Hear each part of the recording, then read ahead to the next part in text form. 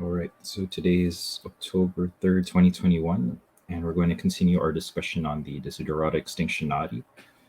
First, we'll do a roll call of all our contacts.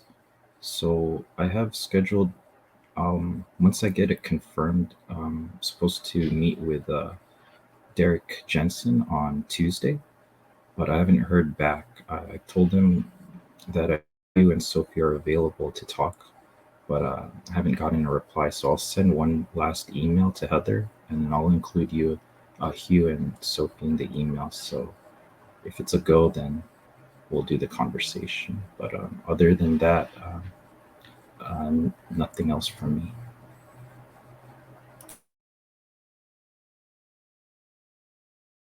Now, I haven't heard back from Paul Kingsnorth, and that's about 2 or 3 weeks now. So nothing. I've had no replies to the more than 20 emails I sent to the different probation officers in the UK to see would they be interested in facilitating a meeting with the Extinction Rebellion. So not for them, not the probation officers, but the people they work with.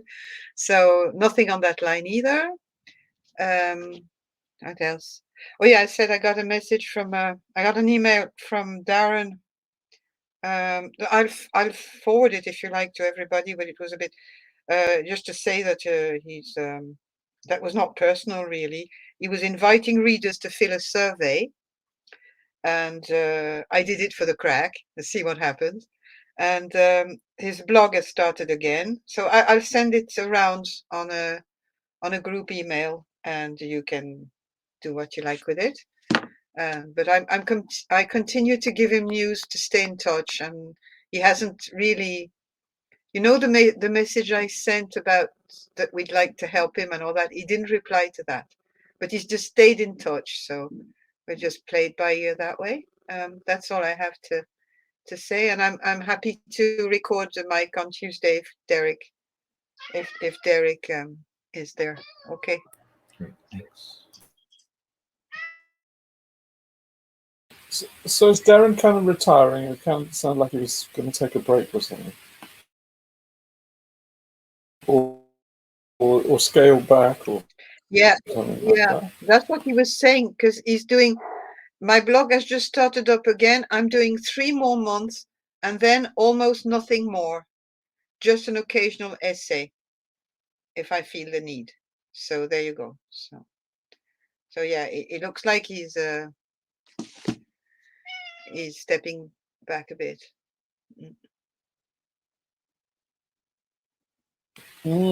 Everybody seems to be stepping back. it's terrible. We haven't heard anything from Meowwolf or any. I don't think Petra's made much progress on any of those. Allison or any of the transhumanists, anti-transhumanists. Wow, we're not making much headway. What should we do?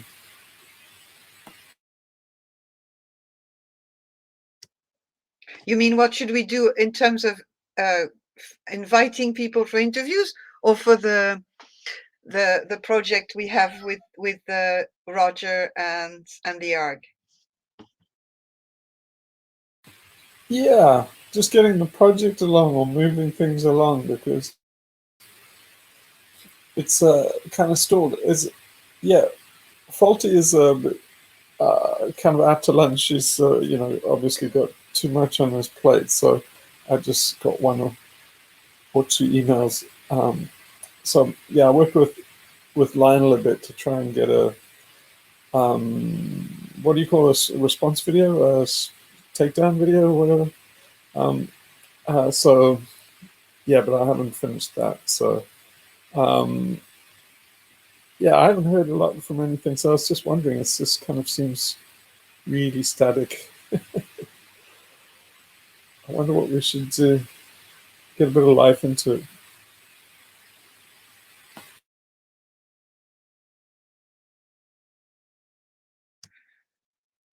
Well, we are at a point where I was just talking to Mike earlier about this. We were going up until July, and then things started to stop because we didn't get positive responses from the West Coast crew who did the ARG that we liked, and we also lost touch a bit with Roger Hallam because of that Insulate Britain campaign that they were doing after you travel there. So we've been about 2 months really with yeah. Do we have to go to another direction looking for art directors? Do we have to do some ourselves? Do we have to stop relying on that ARG that's pre-existing and revive the one that you started? Or I'm not an expert in that kind of. I don't think I'm an artist either. Well, but I'd be happy to discuss that with people who are. I've met with an art director recently. But what does everybody want to do? Where does everybody want to take it? I mean, what's the feeling? What we should do in general? Because yeah, I kind of feel there's a few things waiting in the wings. Like I think there's probably going to be a little winter of discontent coming. I think the financial markets, and there might be a financial meltdown. So I got a feeling, energy crunch. It's going to be maybe a rough winter. So how do people want to handle it? Well, I think one thing we could do is we could be able to provide some context around some of the events that come for people. So if there's if people are feeling a little bit down about their hopes being dashed on the rocks, then welcome them with some empathy, and see if we can tell their story back to them that in a way that makes sense. Yeah, sort of what I've been doing is being a sort of agony aunt and doing a bit of therapy. Petra's been doing that professionally. So, but yeah, we can carry on doing that. I was thinking more in terms of preparation. Of I think the ARG in general is to have some kind of extended mutual support network and secret society, because I think that's pretty much what you need to survive things in the years ahead. So yeah, we can just take it as it comes, or we can try and force it a bit. But yeah, the pressure, I feel that the steam is, we've kind of lost our head of steam. I don't mind if other people are fine with it. That's fine with me. But if if everybody has some grand ambitions to save the world or something, we should do that. I don't want it to disappoint if people have some kind of idea that they want to get something different out of this.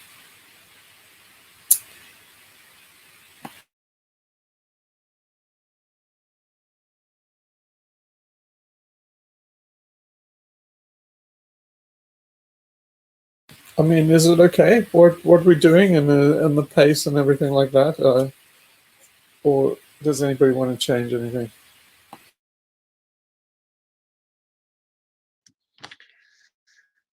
I'm happy to see it grow as it grows organically like this. Just we're not putting too many controls and directions to this, and it's how it will emerge will be how it will emerge. But I think it would be nice to veer a little bit also with the wind that's to follow the wind that's coming, and the wind that's coming, as you said, is a collapse, a slow collapse at the moment anyway. And as Ryan said, the narrative that we giving of this the way we're reading this crisis is providing certainly support. I've heard some people telling that this is an oasis of sanity. I got a message from someone who said that. I mean, so that is also that provides a really good place for some people. But other than that, I still think that the ARG is a fantastic idea for activists, and I think that we must not let that go, because it's I'm really personally really attached to the idea of getting that off the ground one way or another. But I don't know in what capacity I can help in this, but I strongly feel that we should have that at the back of our mind all the time. Yeah, okay, that's encouraging. So, yeah, I think we can carry on just building the egregore slowly, and like-minded people. What about I think in terms of the oh, go ahead. on. Well, no, I was gonna say the website of the Serious Institute, would that be one way of putting content out there that kind of prepares the ground for the ARG? I mean, you have a lot of content there already about the the 10 or the 12 rules and the videos, but I don't know if there's a way to also shore that up, especially because I mean, if you think that in the future this subreddit might go away, then at least there would be more content on the website. Yeah, if anybody wants to put anything up, I mean, I haven't put stuff up for a while, but if anybody wants to put some stuff up, or me put some stuff up, I would like to write some more, and so I had a little urge to. I mean, I have been writing, about the layered brain and stuff, and I was putting those installments up on XML, but I kind of stopped that, and the reason why I stopped that was I got to sort of an awkward position where I had to break new ground, which I wasn't ready to share with people. But yeah, so that. But I would. There are a couple of books that I would like to write in that same kind of way, and I'm not sure if it's valuable. So one of them is the, Darwin was wrong. I would love to put that in a book, but also about where civilization came from and where it's probably going to end. The other thing is artificial intelligence and geoengineering. I'd like to write books about those. But if I start writing books and stuff, is anybody interested in that, or am I completely wasting my time? Would you like me to do that? Oh yeah, right.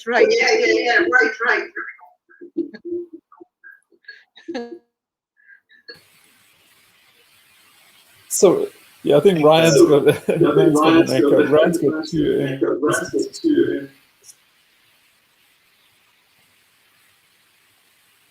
There's an echo. I think Yeah, the two instances running. I think Torsten and Ryan have got two instances each. No, I think we're just two people named R. I only have one instance. Oh, I see. Yeah. Oh, Reese, that's Reese. Sorry, I just saw two. There's two. No, the Torsten still has two, I think. Yeah. So okay. So I will devote a little bit of attention to that if you like. The thing about AI, I did get I suddenly realized that, you know, there's a lot to say about AI, particularly putting people off. But I got to the point where I started thinking about it and formulating in my head, but I didn't get very far, because I started to realize that to make the arguments about what intelligence is and why AI isn't it, I suddenly found that, you know, either people are smart enough to see it for themselves, in which case they don't need the book, or otherwise the people that do actually need the book and are, you know, AI enthusiasts, they're kind of too stupid to see it. You're probably they're never gonna be able to see it because they're just not smart enough. So yeah, yeah. The other thing is, I got an author friend who actually probably everybody knows on this, but I've been sailing around with. That's one of the reasons why I've been a bit and unproductive, is because I've been having a good time sailing around and and hiking and meeting people and generally. So he's an author, and he kind of he told me a bit about authoring, and I didn't realize, you know, I thought I was completely wasting my time putting up a book on Amazon, and talking to him, it's such a rough deal being an author that I suddenly realized it's not half bad. Just putting self-publishing on Amazon like I did before, I thought it was just a throwaway thing. But really, when I see that he gets like 10%, he has real publishers and stuff. He's a proper author. I'm not a real author, but he only gets 10% of the sale price of the book. So it's almost as not worth writing. In fact, he's a very well-known, if not famous, author. And I suddenly realized I got about as much for my book just as self-published on Amazon as he does out of all his really promoted and published stuff. So I suddenly thought, oh, well, if that's what being an author is, I don't feel at all bad about putting books up to Amazon. So I might do that if people want to see it. But if I do, I'll publish them as in parts, you know, and on XML, so then people can tell me what they think. But yeah, I'll go back to the layered brain one if everybody wants to see that. And the whole point of this is, I think it can save time later if people suddenly, you know, become doomers. They kind of need a track, right, to go on. And so I kind of think of it as, you know, laying out all these things, but I'd like it if other people would also do stuff, you know, propose stuff for other people. And even if it's other people's work or original. Do you know what I was thinking the other day too? I was thinking of all those meetings we've had, and I re-listen to them sometimes. I re-listen to your videos, the first ones up to the Darwin ones that you did on your own, but I also listen to the interviews and to our group again.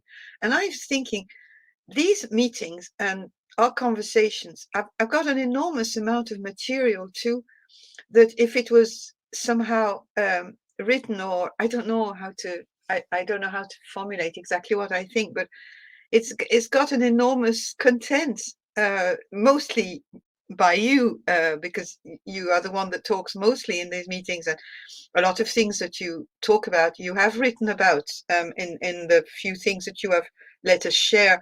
But still, there's an awful lot of things that came out. There's an awful lot of material there that's valuable, and I think sometimes, I don't know if anybody in the group understands what I mean, but I think that should be you should be able to read it too, you know, not just watch it back on. Well, it'd be You really mean nice if a transcript, you mean? maybe even tags of topics. Yeah, transcript that would be edited, of course, because there could be some things that Hugh would like to edit, but I think a transcript would start after. Now we've got we had meeting 78, I think, aren't we, Mike? And I think that's there's a lot of material, and I'm not talking about the other videos too before that are, of course, are my favorite. But yeah, and the Darwin ones, I think are just are worthy of a book. It's worthy of a real, written manuscript. Yeah, I would agree with that. I think that's a really good idea about mining some of these conversations. I think rather than just do a transcript, which would get us so far, but I think it would be interesting to maybe hire someone to go through these and make a book out of some of the conversation points, see if there's any kind of structure there that we could hang things on. Or find there are ghostwriters that they can take content and kind of put things together. I think Gary would be interested in hearing this. I think when he comes back, it would be nice to talk to him about this, and he might listen to this meeting anyway. So, hey, Gary. Yeah, it would be really nice if somebody likes writing enough to summarize some of these things. And, it'd be a good exercise to just reflect on them and then come up with new questions so that we could, develop into a kind of a dialogue. Because I'm pretty sure if you go through and write some of it up, I mean, a précis, not a transcript, that's too heavy going. And then even employing somebody to do it, I think, is too heavy going.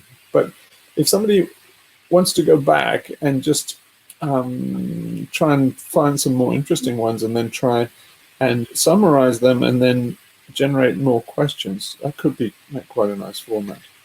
Well, what I was thinking is that we're just a little group, but sizable enough. We all have interest in the meetings. Why don't we try to do it as a collective thing together instead of getting somebody from the outside who's not tuned into all the videos that you've done before, that we're using terms and stuff that we know. So if we divided a little bit of sample, like, you take 1 or 2 meetings each, and we each of us do a little our own thing, whatever it is. I'm not a writer, and I don't know if anybody here is, but we could just try it to see what happens, and have a little thing for this winter going that way, and then see if it works, or if it's not good, well, we can reconsider other options.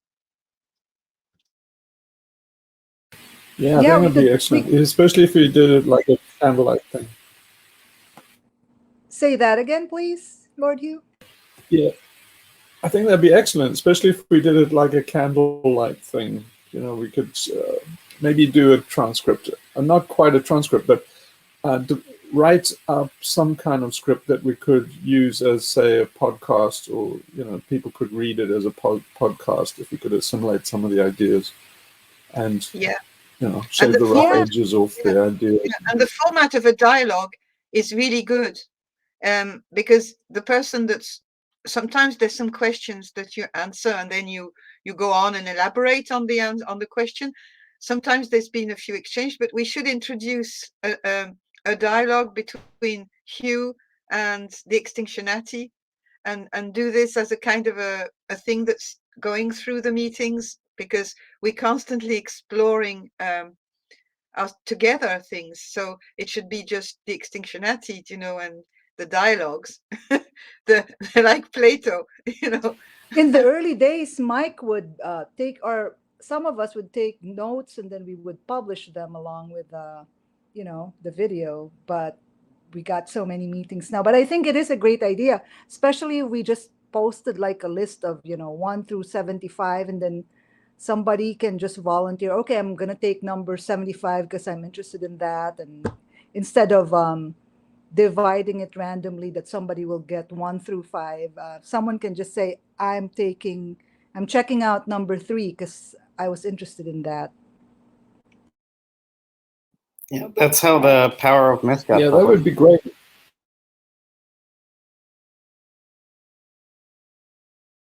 Say that again. I said that's how the Power of Myth got published. Joseph Campbell. It was an interview that they turned into a book.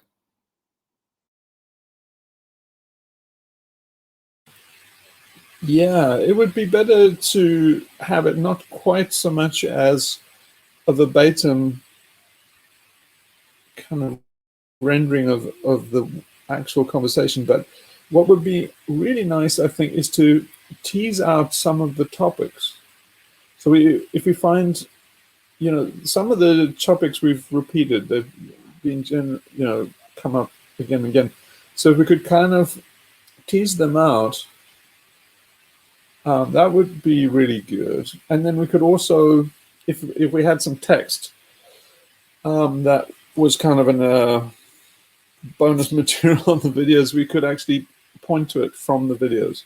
So if you keep track, if you do this, then keep track of the video that the text relates to, and so we can refer back to it from the videos.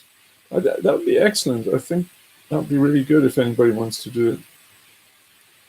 Yeah, but I don't be scared about the quality or anything. Just get stuck in and do it if you're interested. I've started to listen to more often now to old meetings, because and I realized that some of them on the mega thread had a topic, and we usually stayed on it. So after that, we stopped writing the topic. So that would be first, to see. And sometimes the topics just emerged from the events that were happening, or our mood, or however you felt, and what was happening. So I think, yes, it would kind of organize things a little bit. We could have a kind of thing to look back on. So, oh yes, because those conversations are so rich, and you also give a lot of references of books and movies and works and articles and everything, and all that is kind of lost if you have to listen to it again. So it would be nice to have that also on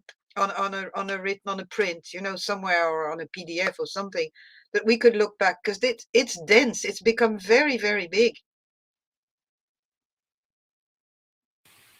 Yeah, you know what would be nice is if we had some kind of introduction to the Extinctionati or something, or some like Liber Extinctionatus compendium for people that come on later. What I'm kind of thinking is that people come to doomerism and they kind of arrive, they start asking the same things, they kind of follow the same path. So people start asking me, how long have we got left? And I kind of give the standard answer I've answered many times. How many times we got left? Normally dodging it. How much time we have left is not a good way of looking at things. And then I talk about Kairos and Chronos, and I've done it many times. It would be nice to have something people that kind of land. Like Petra did, she kind of landed on and then gradually figured out where we were at. It could all be done in a book if somebody wants to do it. So wants to start writing some text would be great. I had a kind of crazy idea just now. What if it was a children's book? It's like Greta's age, young or younger. You mean Greta's children? She's 18 now. It would be good. I mean, they're coming on in spades. Yeah. I mean, that's really who it's for. I mean, isn't it? I mean, if you're just new to doomerism, I think that it's the kids that I feel most bad about.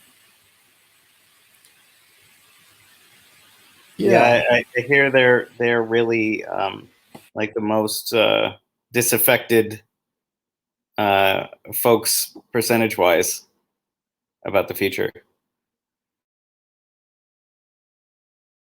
Yeah, I saw this week that it said 57% of kids are doomers now.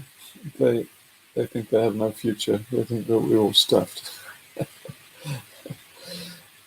Don't know what the rest of them are thinking. 43%, they must be completely out to lunch. But yeah, but there are definite things to tell kids. I mean, I've been telling my kids for a while now that I tell them they get depressed and stuff. And what most people do is they say, "Oh no, we must have hope and stuff." And I say, "Look, you got to be happy now because it's just going to get worse." I said, the shit's going to fly. I said, in 2020, they said like, "Oh, they're not having a good time." I said like, well, you got to learn to have a good time at a time like this because it just gets worse from here.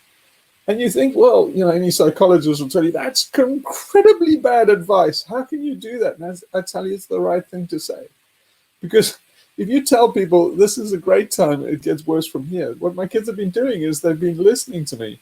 And then they've been forcing the moment. They've been going and doing adventurous things. And, my son goes completely out of his comfort zone now. And he keeps on coming back and saying, I'm having a fabulous time. And he's really living. But it's only because I'm telling him he's got no future that he's starting to really enjoy the present. So it's kind of reverse psychology, but it's, psychologists don't do that. And I think we should. We should, you see, they all try and bullshit the kids, tell them we have time, we have hope and the solutions. And say, no, it's far better to tell kids, you are absolutely screwed. You better start living for the moment and you better live your best life starting now. Because next year is going to be much shitter than this year. And the year after is going to be much shittier than that. So, but it ain't that bad now. You see, that's the thing about these kids being doomers, is they're being doomers way ahead of time. They're not even suffering much. I mean, all we've had is a little pandemic. But they're not really suffering, genuine hardship. I mean, a bit of lockdown, a bit of this and that. But it's not the real shit. It's like 1% of the real shit that's coming. So there's plenty to enjoy now. There's plenty you can find happiness, exhilaration, just the idea of theatre. There's just the joy and adventure of life. You can start getting people into that. And but what you could tap into also is the joy and adventure of stepping outside this stupid system plan that has planned for the young people, this life of slave, this future of career and retirement and death. And I think if ever we have to reach out to the youth, it's showing them that, listen, guys, there's another thing that can be written now for you, it doesn't. And what is doom really is what we were preparing for, what you thought was reality. That was real doom. What we have now is another quality of doom that's based on reality, but also on exciting stuff. And, just dig into the example people out of upside down in Lebanon at the moment. I mean, in Lebanon, there's collapse full time, like it's just continuous. The Middle East, lots of we're saying that the young are not getting it hard. They are. In a lot of countries, they are. And those people have a lot to tell us about what's going on at the moment. Yeah, people are suffering psychological angst, but they're not really suffering any physical deprivation yet. And so, yeah, I think that there's huge scope for them to enjoy what they've got today, because there is some. And the damn thing is that getting them out of upside down world, I keep on saying the alien cortex does the substitution and inversion, and everything's inverted. Everybody, you look at the news, they report stuff as bad news that's actually good news. People should actually see it. It's like, oh, the system's collapsing. It's like, that's fucking good news. It's like, oh, we won't be able to have a career and retirement and stuff. It's like, that's overrated. You're just being freed from that curse that the future, generations used to have. That they used to have to go to college and then be condemned to a cubicle and then try and get a pension so that they could spend their golden years, which was only about 5, just doing something nice. You say, you're freed from all that shit.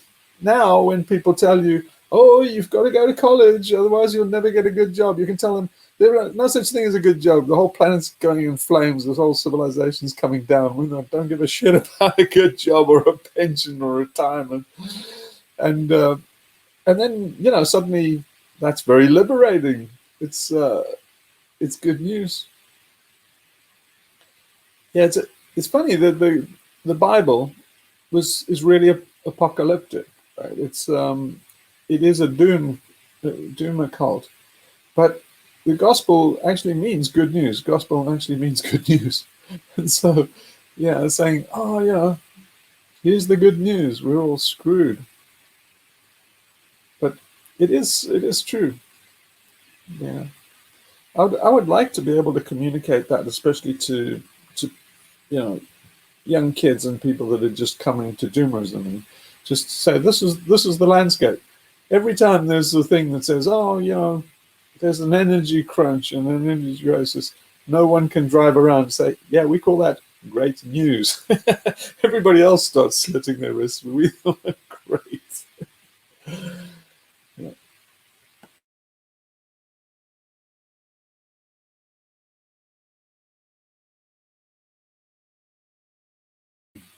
Oh well, yeah. Okay, so I hope people do that. Take it seriously. There's so much work and opportunity. There's so many things to be done. Like, for example, you know, just in terms of therapy and just giving people therapy. Therapy kind of needs to be reinvented for doomerism, I think. And so, you know, traditional lines of therapy and stuff, they don't cut it. I mean, all of them kind of, without realizing it, had some kind of progressive narrative. So it was kind of, you get people back on their feet, you know, so that they can actually progress. And that doesn't work anymore when you say, well, you haven't got a future. We're probably all going extinct. Be happy. It's like that kind of, that was traditionally taught in religions and stuff, but it got lost in this progressive humanist narrative that things always get better tomorrow. Say, well, nobody believes that story anymore. So we have to reinvent the psychotherapy for people. I think another aspect there that doesn't work anymore, or there's at least a remnant of it in our culture, is the this humanist, everyone is a special and amazing person, and you know, it puts a lot of burden on our shoulders that we're supposed to, you know, save the world ourselves, and it's on our shoulders and these kind of things. And you know, one thing that helped me through the last week a little bit was I just kind of broke down and realized that I don't really matter that much, like in the grand scope of things, and that, you know, as much as I care about things, there's the things move so quickly that I can't change them all, and to just kind of let go of that that burden, and of my ego and wanting to be the, you know, to fix the world, and be a champion for it. Sometimes that that can be kind of heavy, and I'm still kind of wrestling with it to figure out, you know, how I'm feeling about it long term. But it helped for a little while, at least, to stop thinking that I mattered so much. Yeah, I had a conversation about free will and whether we actually do have free will. And to me, the answer is it's kind of a non-question. It's a question founded on bad premises, and it's part of the problem with it is it assumes this, that you know who this you is that has free will. And that was so part and parcel of humanism and the Enlightenment, that is this concept of the individual. And I think it's on very, very shaky ground, because it really helps to actually ask yourself those kind of questions and say, you know, do we have free will? And then say, well, who would it be? And when you get down to it, you can see they actually put some figures on it and stuff. So, for example, you know, the rate that you can think, the amount of sense coming into your brain it's about 100 meg or something. You know, it's about an internet connection's worth of sense perception. The stuff that you're saying going out is like 60 words a minute speaking, way less than that writing. And you know, we get so caught up into this idea of personalities and this thing of individuality that we forget that it's just an atom, really. So I mean, for example, like, you know, people say like, oh, Hitler did this and Hitler invaded Europe and stuff, and it's like, just think about it. In a year, you've only got 365 days. You could, you know, even if you worked 14-hour days, how many words can you actually speak? How many words do you think Hitler actually spoke in a day? It's probably not that many. You know, if you actually put it, if you actually did it like a court case and had a stenographer that was actually writing word for word what he actually said, you would come out with very little. I mean, you would come out with maybe a binder full in a year. And you think, you know, well, Hitler invaded Russia. It's like, it can't be Hitler invaded Russia, because it's only a binder full of information that's coming, you know, he's communicating to the world, and about an internet's connection coming in. And I mean that in terms of audiovisual content and that your senses pick up. So with such a tiny, narrow tube, when you think of what went into the invasion of Russia and the millions of people, and each one of them had their own story and their own dialogues and their own thing they said. And so it's almost absurd to say that Hitler had anything to do with it at all. But there's this, what really is it becomes a focus that everybody agrees that there is a focus, but it is the idea of Hitler, the individual, that everybody's responding to as they invade Russia and they do Operation Barbarossa. But it's done on a phenomenally huge case. Just imagine all the Panzer tanks, and every rivet was put in there by somebody giving their attention to it. Every drop of oil was got from somebody in this long chain. But it's you know, an ant colony doesn't even begin to give it justice. It's just a field of atoms. And every atom just believes that there is a Hitler atom that's directing this whole maelstrom. And that's why it actually works. But that actual Hitler atom is pretty much a fiction. And it really, I think, is helpful if we think of us in those ways. So, yeah, you know, you can become a phenomena like Jordan Peterson did, and now his life is completely fucked up. And he says, you know, he's basically a basket case now because he's famous. But it's, I think what really puts people in hospital and stuff is that they're not really prepared for this roller coaster of, you know, when the difference between the reality of what an individual is, which is almost nothing, and then what famous people get made into by this huge universal mind.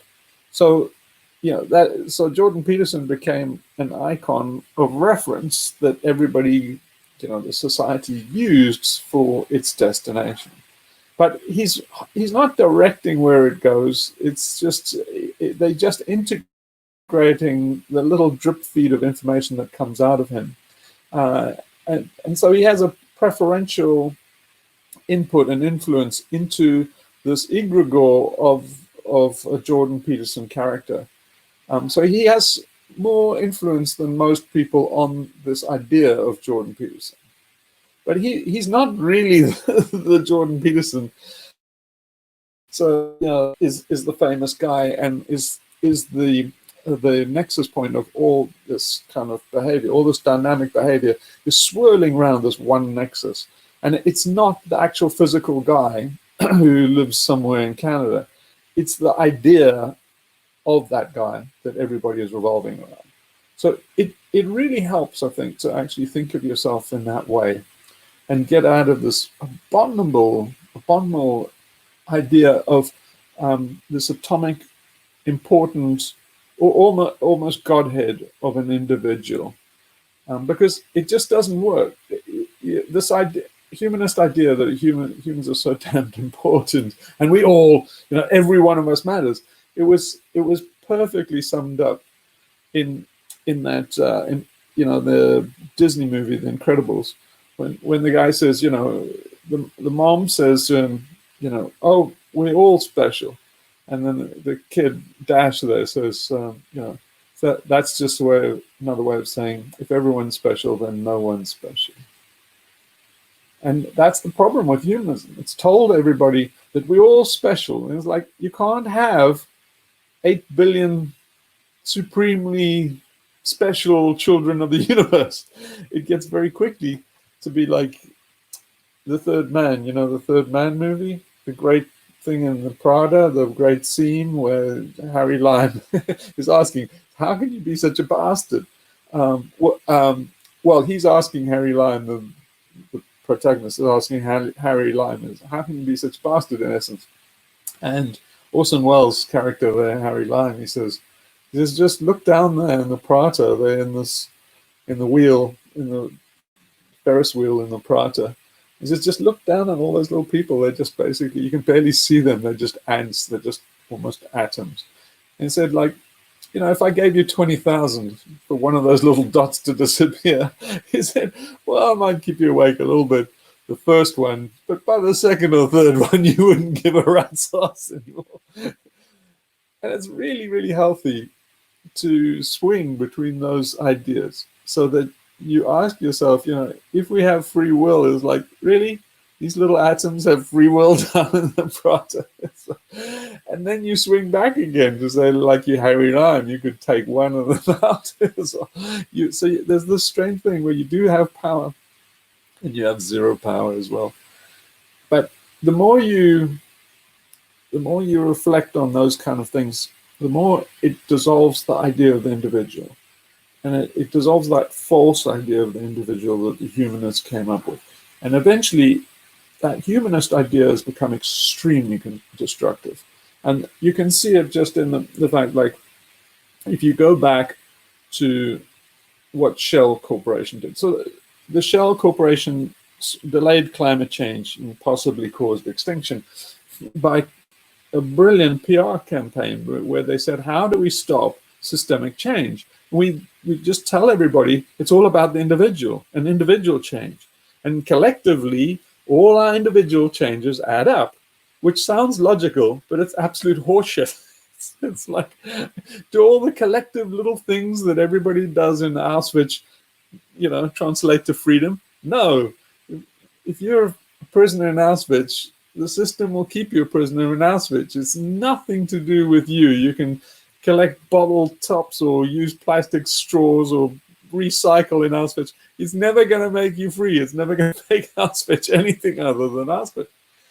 And that's what the company did. They went off firm. I can't remember who it was, but it was probably the same guys as Philip Morris that did the same thing with smoking. And he said, we can stop systemic change if we just tell everybody it's their individual responsibility. And the guys went and made this brilliant, brilliant move. They invented the term carbon footprint.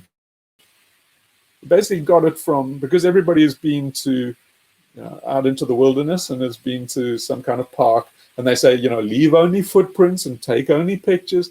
So they knew that meme was in everybody's head in environmentalism. So they used it. They said, okay, what we need is, like the footprint that you're not allowed to leave in the game reserve or the national park, said, everybody knows about that. We did a number on the kids there. So we've got that little hook that we can hang this on. So now, brilliant thing, you'd say, your carbon footprint. So therefore, you have to pick up your trash. And then it's like, we're off the hook. So, and that's what they did. The next thing they knew was reuse, recycle, reduce. And all of those were, and they openly did them. If you go back, look at all those things where they were actually sponsored and they weren't hidden. They actually, Shell would put their logo on that shit. And then most people would say, oh, isn't that nice? All the oil companies are changing and, you know, starting to be green. It was like horseshit.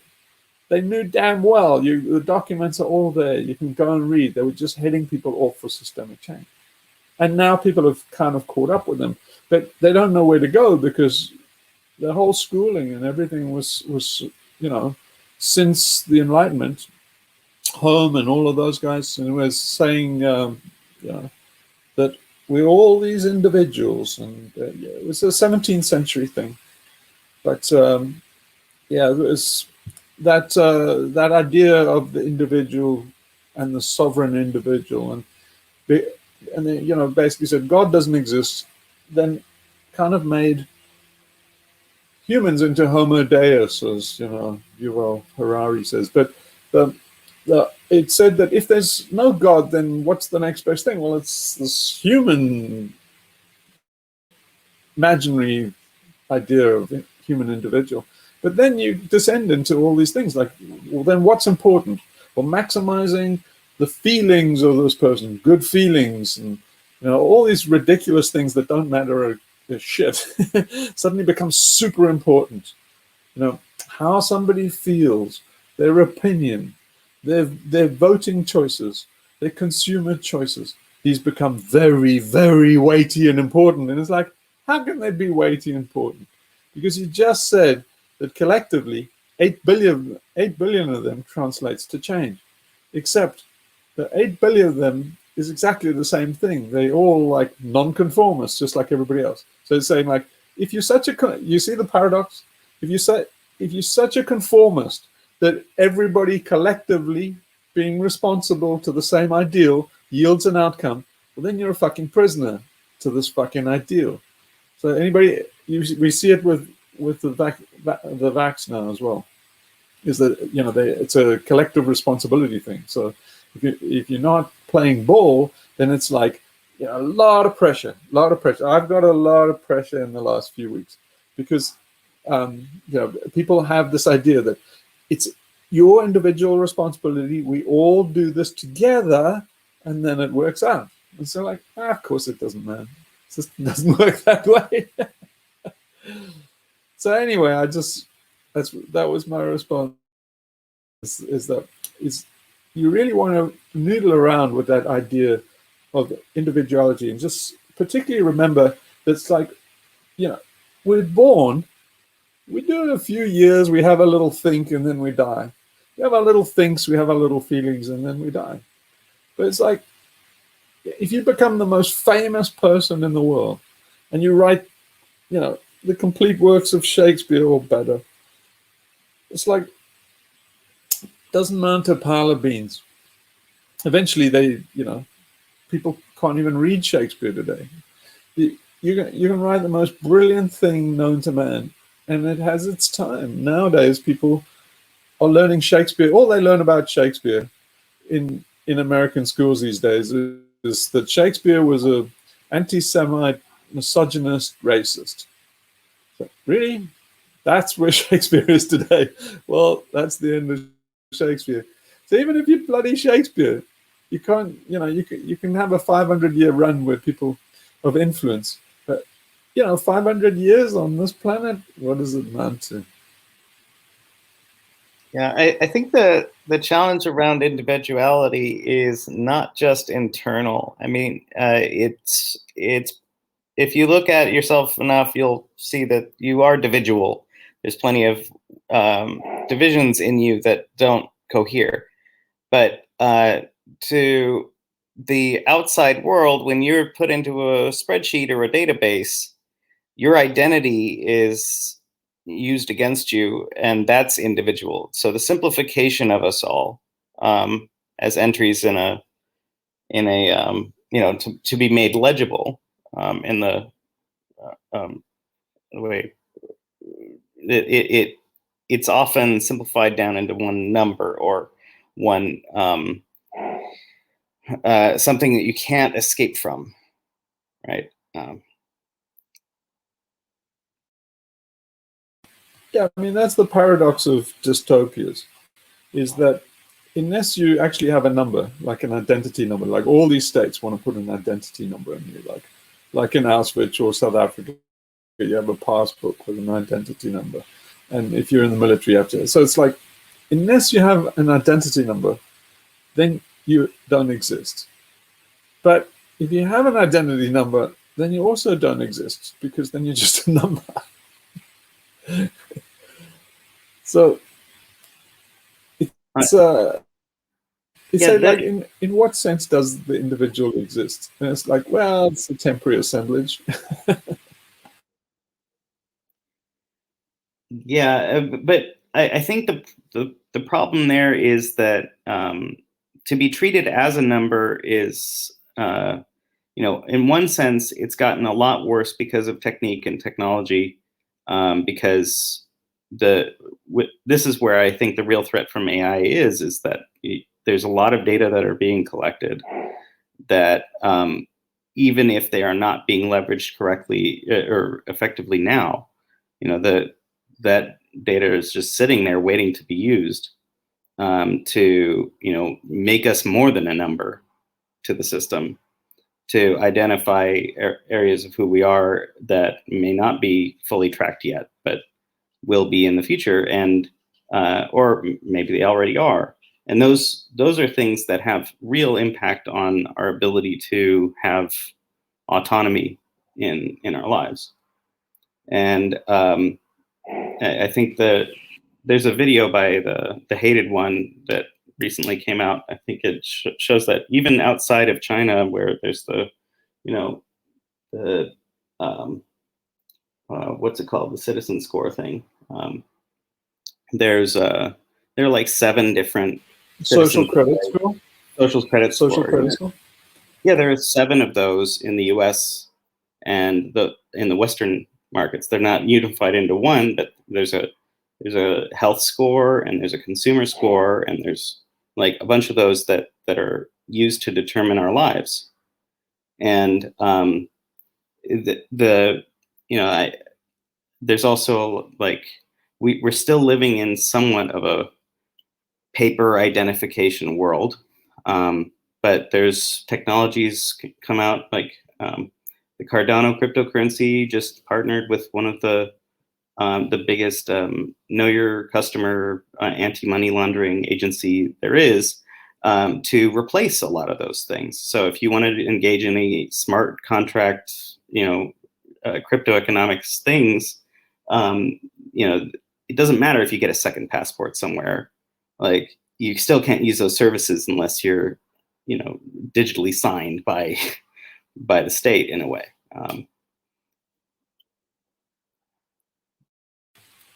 Yeah, the thing with autonomy and freedom is that, and this is the reason why you need to have a secret society inside a dystopia, is freedom doesn't really come, you see, this is related to the liberal idea of individuality. Freedom doesn't come from having the citizen, the sovereign citizen. So in other words, no one has freedom within this kind of clockwork orange. So nobody has freedom within the democratic society. And if you have a social security number and you're a taxpayer, in the industrial system, nobody has any freedom within that.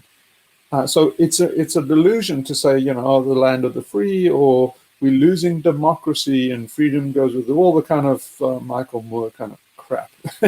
You never had any freedom if you're actually living in one of those. But now here's the thing. You never have that freedom at that tier, and it's very limited tier. So for most of these people, their whole life is this really liberal democracy and all the systems and institutions of that liberal democracy, and they think that's life.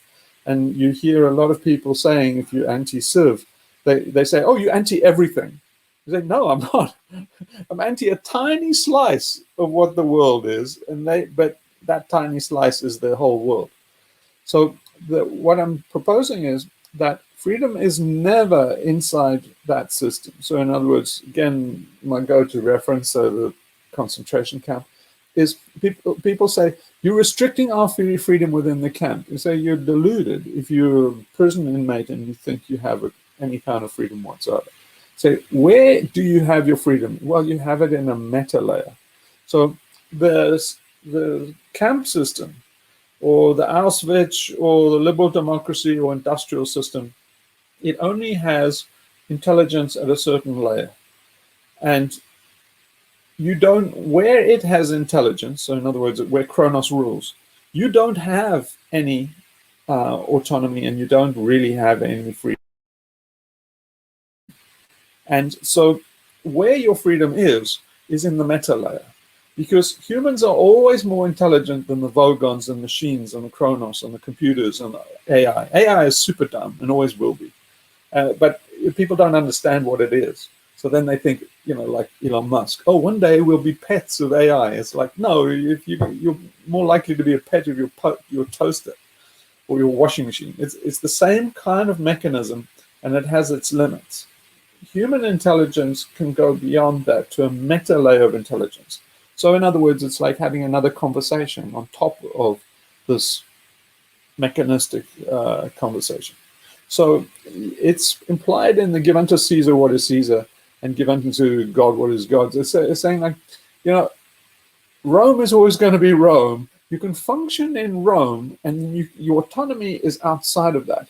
And it's a secret society. It's a hidden conversation. It's a different way of thinking outside. So you can be free and be part of a new egregore and a new meta layer of intelligence within this unintelligent, really prison layer.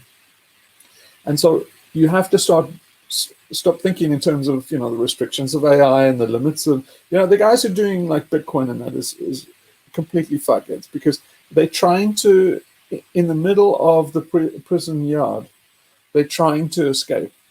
So they're trying to escape in plain sight using the same systems of incarceration. So it's kind of like saying, I'm going to build my freedom in the middle of this prison yard and building a little wall and saying, we're free inside this little courtyard within the prison yard. It's like, you're deluded. The way to be free in the prison courtyard is if you have a meta-intelligence that's more intelligent than the system, more intelligent than the people that are running the system, and you have a group of people that are actually thinking in terms of that layer. So in other words, it's kind of like people talking over your head.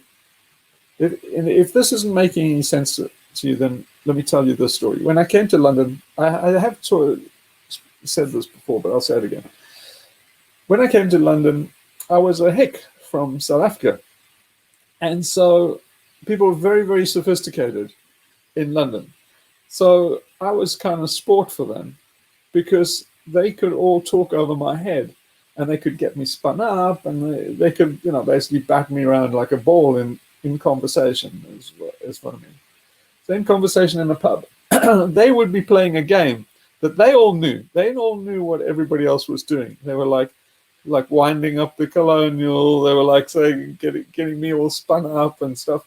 And then gradually I got to realize what they were doing. They were talking over my head and having huge sport because they were just playing with me. But then as soon as I realized what they were doing, then I started to get, and the game kind of ended because then I was on the new level and then I could talk on the same sophisticated level. And so it's kind of like that. You can talk to within the prison system using the language of the prison system. But you can also be so free that you can be in control of the prison yard. And even the prison warden doesn't know that he's actually subservient to you. So it is a kind of a trope and stuff. And but you get it in fiction, and Terry Pratchett and stuff did some things. Basically, the prisoner is actually is actually the emperor, and the best defense for an emperor is for for the whole world to think that you're down, you're in the dungeon, and the best, most secure place for the king is pretending to be the prisoner in the dungeon in the castle. But if you have such a fantastic control over your domain, then you can afford to spend all your time in the dungeon and very secure there when nobody knows that you're the boss. So to be the boss of these systems is not about defeating them head on in like Bitcoin, having a better algorithm. It's to having a meta algorithm. So I hope that helps. Does that help at all? Yeah, that does. I think you have to disbelieve the game as set up and start to play a different game with it. I'm not sure which one yet. Exactly, it is. Game is a good way. No, that's the thing. Well, you see, the way that Chronos works is it has to know in advance. It's predictive. See, one of the reasons AI will never supersede human intelligence, except in a very narrow definition, of human intelligence. It's very singular. It won't ever get to general human intelligence because the physical limits of what you can do with a clock. But that aside, in general, a good way of thinking of it is like a game, and there's always a meta game, and so often dictators are given the runaround by artists and people that parody them and mock them because they're playing a different game with the public and the public's attention. They're playing a different game that the dictator was normally kind of a vogon can't aspire to, and so the AI and dictators and vogons and that mindset, that linear mindset, is predictive. So it has to be, most of the stuff has to be done in advance. By the nature of what it is, it has to be formalized and then executed, switched on and then executed. The meta game and the other games in higher layers, meta game, is cannot be predicted. So the thing that you just said is you don't know how is it. You cannot know. If you could know, it would be Chronos's game. It would be predicted. So that's a strange thing about intelligence is intelligence manifests itself in the moment. So it's spontaneous and brilliant in the moment. But by definition, you can't predict it. If you could predict it, it wouldn't be very smart. So it's the epitome of wit and stuff like that. You say, well, I know that we have to be wittier, but I'm not sure what that wit is going to be. Well, you can't pre-can wit. That's So, there's a bit of wit right from Hugh's mouth. Is you can't pre-can wit. Yeah. Oscar Wilde cannot be done in advance. Sure, but I think the threat of that I see is actually from the lack of wit or creativity at the first layer. So I'll give an example. So given the folks wanting to have predictive policing and that kind of thing, where they want to have let's say you got a predictor that was 99% accurate that someone would be, committing a violent act, and you have, say 300 million Americans, and that means that if there are actually, only a few thousand people that would actually be doing these violent acts, you'd have 1% of 300 million people who might be wrongfully imprisoned, right? So like 300,000 people being imprisoned who sorry, who would fall outside that range. So I don't know if I said those numbers correctly, but the point is that it would be almost entirely wrongful imprisonment. But because that statistical nuance is something that Vogons might not understand, and they might say, okay, this trial system, it's very expensive, it takes a lot of these things, but if we just hand it over to a computer, it'll be a lot easier, a lot cheaper, and we end up with massive false positives because people didn't understand that nuance at that layer 1 like Vogon level. And it's, if you lose at game 1, it's kind of like Inception or something. If you die in the dream, you die in real life, right? Like if you lose at layer 1, and you don't get much chance to play at that level 2. Yes, that's why you have to give unto Caesar what is Caesar's, because you can't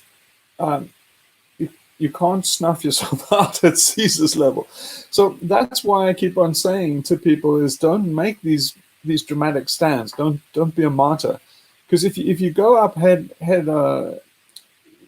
if you go head to head with the system, it's all very dramatic and principled and stuff, but you also never get to get onto the meta layer because you snuffed out at that layer. So this is the supreme danger. I mean, it wouldn't be much of a game if this wasn't a danger, but this is the existential threat, is they will snuff us out. And the particular thing is geoengineering. And geoengineering, just like predictive policing, you can't do measurements that way because it's a complex system and you can't take simple measurements. So you're taking one-dimensional measurements of a complex machine, is you're going to get into so much trouble. But in doing that, these fools will destroy all the biosphere. So we have to, not martyr ourselves, but we have to get to the stage where we get around these Vogons trying to do things like geoengineering. But if they go too far down the road with geoengineering, yeah, we're baked. I think we are actually baked. I think we struck out on layer 1 already. So we're just going through the motions. But you should do that anyway, even because it's you're not entirely predictive, because it is a complex. You might get a black swan later on. So I think you can be sure on kind of a 80-20 rule that somewhere along the line we will get a massive black swan we weren't expecting. So you should carry on as if the show's not over, but I think they probably have already cooked our goose, just with geoengineering and that kind of linear thinking.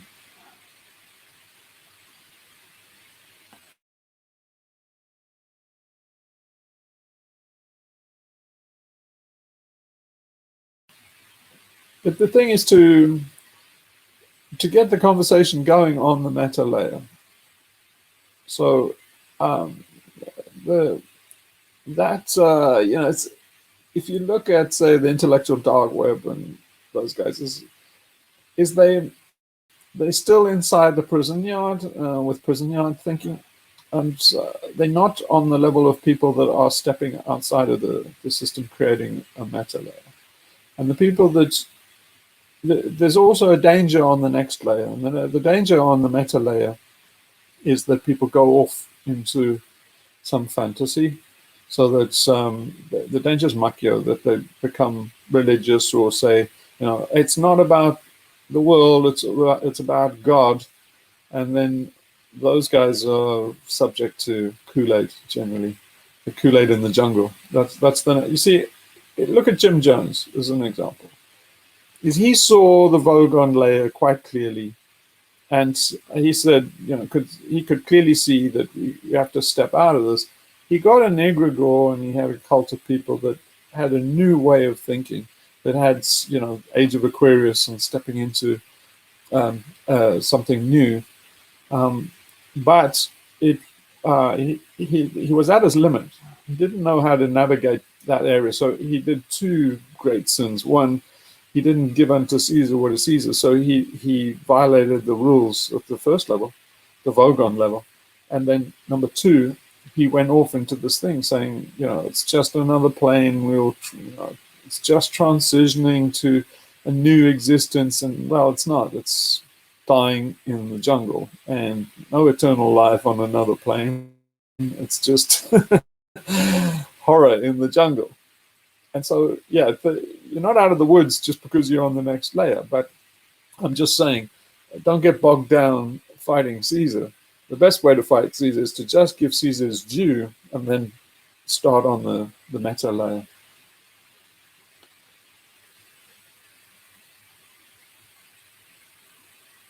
That makes sense. You can clearly see it. You can clearly see it. I mean, there's just in terms of cyber. Think of it in terms of a war.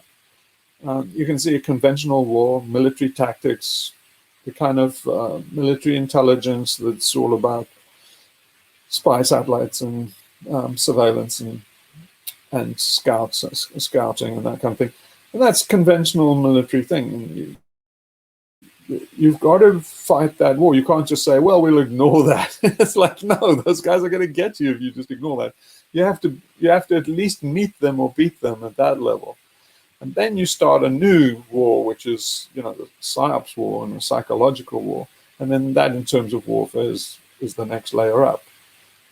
But yeah, the next layer up has an infinite kind of regress, and whether you can navigate that or not is the test of intelligence. That's where real intelligence comes in. But see, in the war, when these guys, they could never get to a full-on confrontational conventional war because it was too dangerous in terms of nuclear war. So they had a lot of proxy wars, and then they had this massive game of espionage.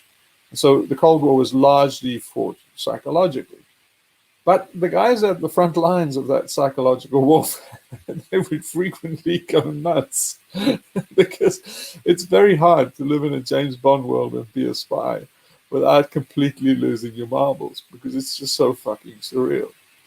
So, yeah, I would sketch out a rough kind of thumbnail sketch of what intelligence is, and it's basically being able to survive and thrive in the surreal. There's a quote for you.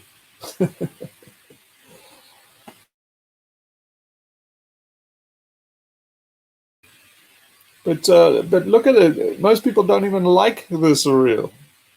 But, I think that the reason why we didn't get anywhere with Jeff and those guys, well, Spencer. I think we might have done better if we got through to Jeff, but Spencer blocked us, and I think the reason why he blocked us is he was out of his comfort level with the surreal.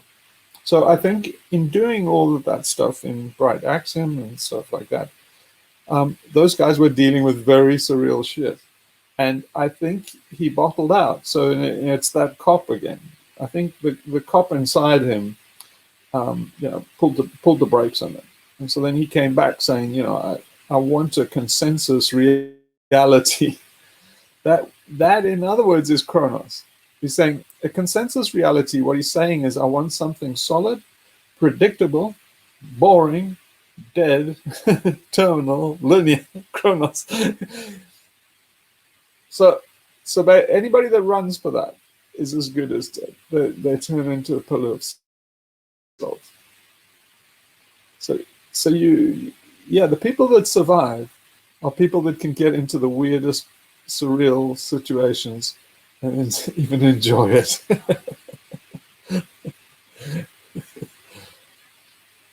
But anyway, this is nothing new. They've been doing this for thousands of years in ashrams up in the Himalayas, and if you go into a Zen ashram or a dojo, this is what they're doing. They're doing this kind of one-upmanship. So we started the conversation off with, how do we, is there something that we're missing on how we're reaching out to people or connecting with people?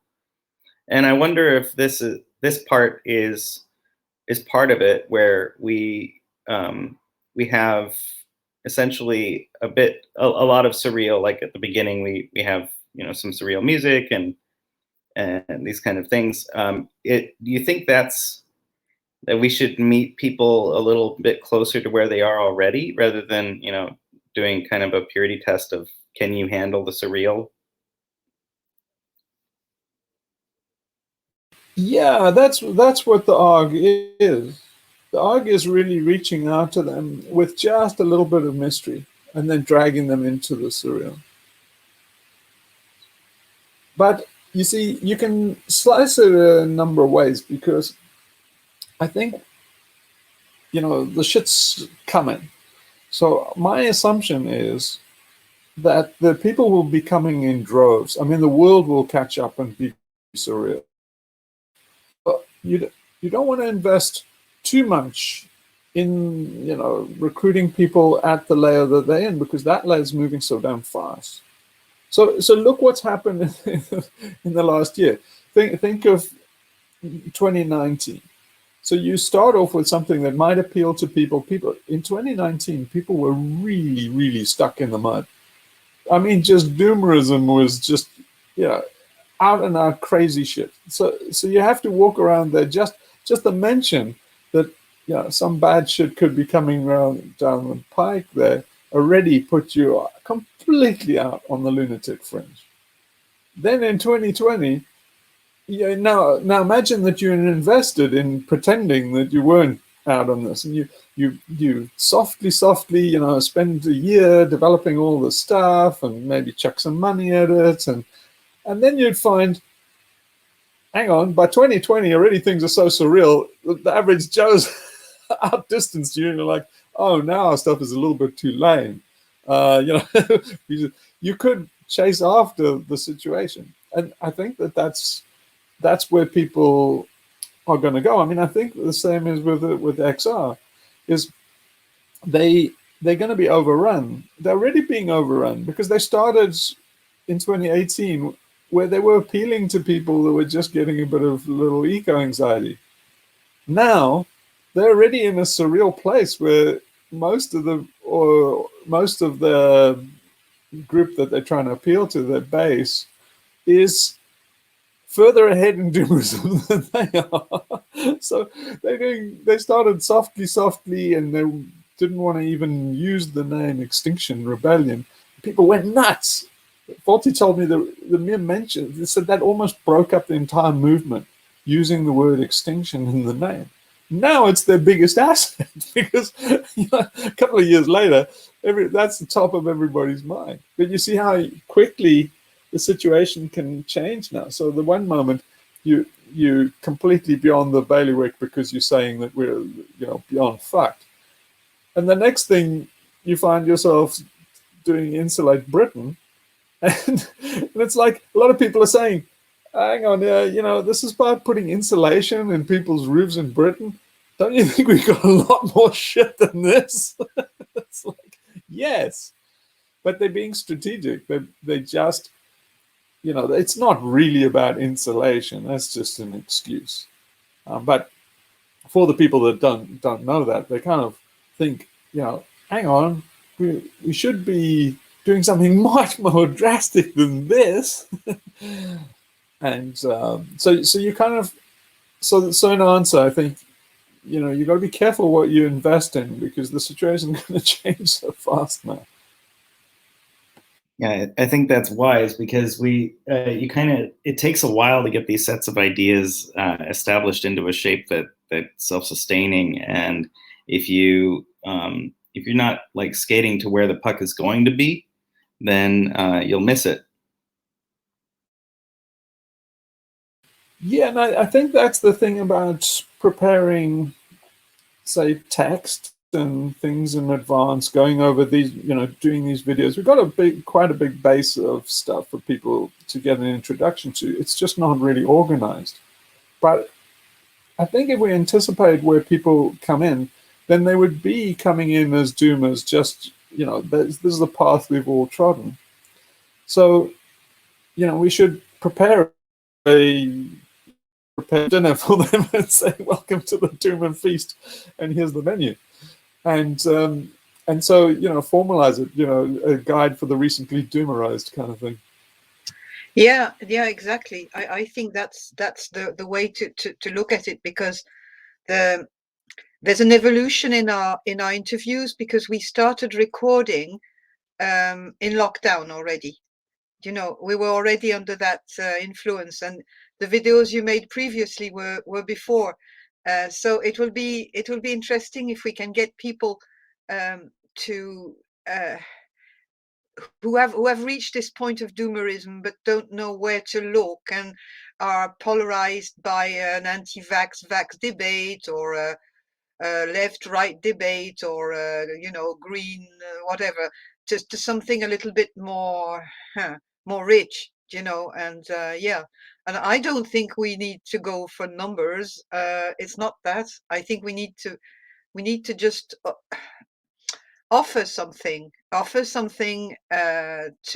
that a value, I think, that we're doing together to people who want to, who are interested, and around us too, because I have actually I have hesitated to share some of our interviews with people, because I think they haven't got an introduction, and they're going to be thrown in the middle of a vocabulary and concepts and ideas, and you know, that is not really, that it might actually confuse them and put them off. So if we get into something a little bit more accessible, so I was thinking it would be a good idea that we take each of us take an interview. We could do that on the email group. We could just decide which meeting we want to kind of work on. It wouldn't take too long, and I don't know if a lot of us are very busy, but I would say that could take a few evenings to just put together, and then we could pool the results and see where we go from there. Yeah, I like the sound of that. Yeah, I think numbers are not important. It's just thinking through where the journey that we've each taken, and just try and make it easier for other people.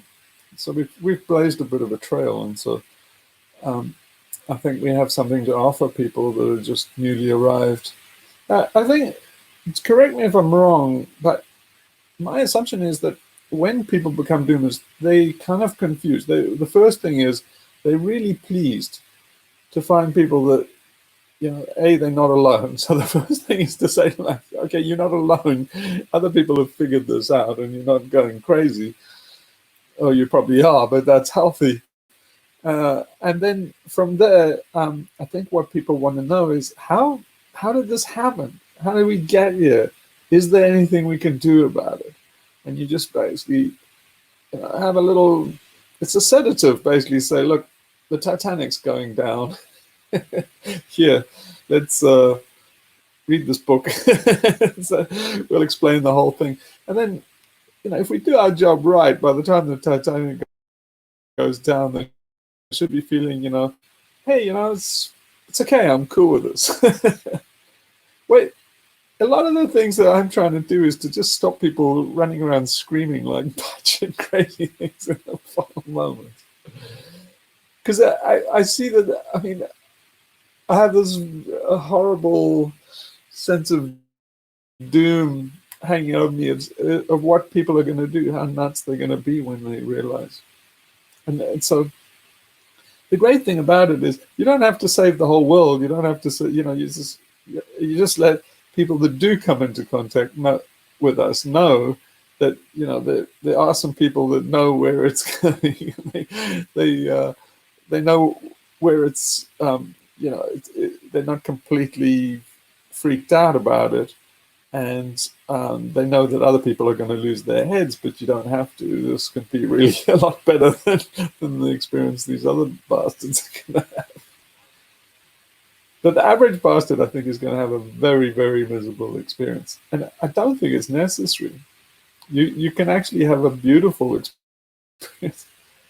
You got to be careful, because you know, it can become a bit like Jem Bendell when you do deep adaptation, Jem Jones style, which is not a cool way. I think those guys are going to do a crappy situation.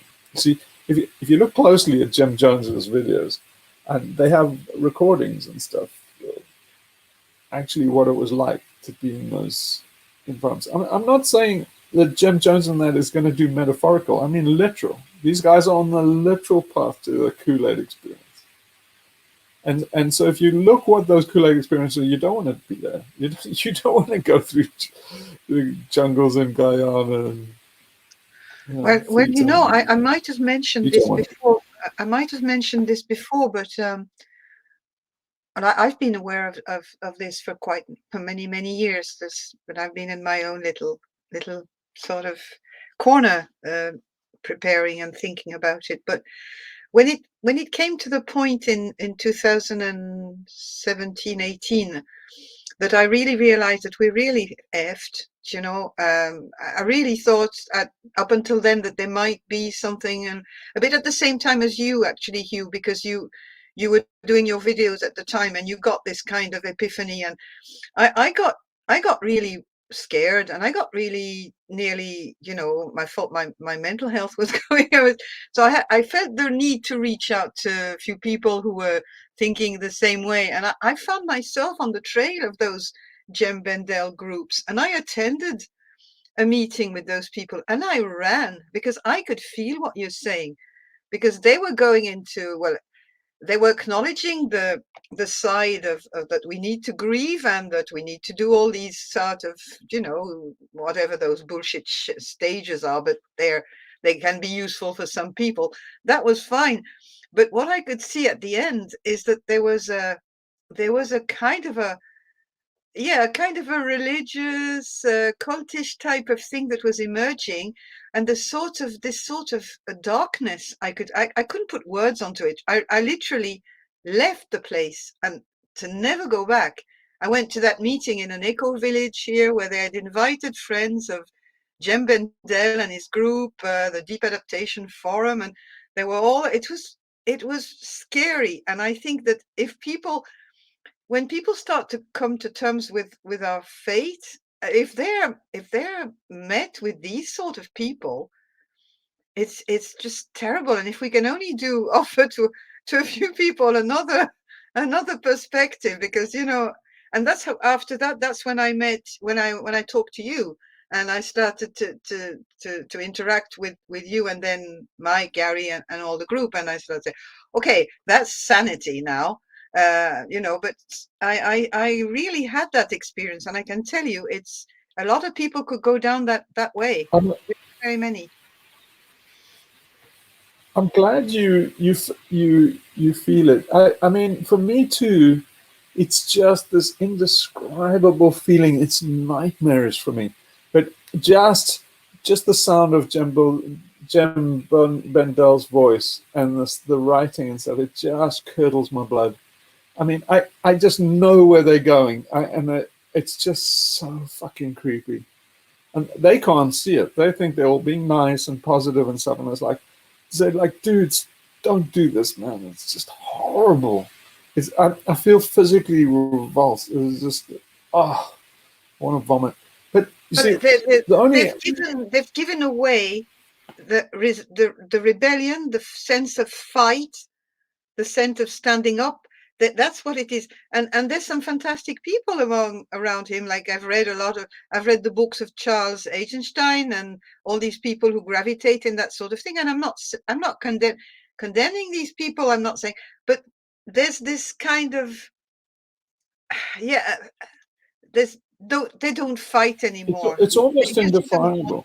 Fight. Yeah, it's indefinable, but it's ghoulish. It's not evil. It's what's the word? It's weird. So it's kind of uncanny and horrible. It's unnatural. So yeah, the only way I can really express it that those guys are not dying ripe. I mean, I think the way is, you know, to die ripe, and that's then if you're talking about dying ripe, then we all have to die eventually, and so it's all about knowing that you have to die. You know, how do you live a good life? And it hardly changes at all the Duma situation. It just underlines it. So, it's kind of like McPherson says, we're not in any new situation. Once at some point in your doomerism, you realize, well, we're all doomed individually, and so now we're all just doomed collectively. So it's like, it's not a huge difference. I mean, it really hit me pretty hard in 2018 when I realized that we all do. But once you get over that, you're pretty much in the position everybody's been in that's ever lived on this planet. So the same rules apply. And then what those guys are doing, Jim Bandal and that's evil. And not evil, that's not the right word, but it's deviant. It's I can't think of the word that I'm grappling for, but it's horror. It's a nightmare. What those guys are doing. What's the word? What's the word? It's not. It's unnatural. It's ghoulish. It's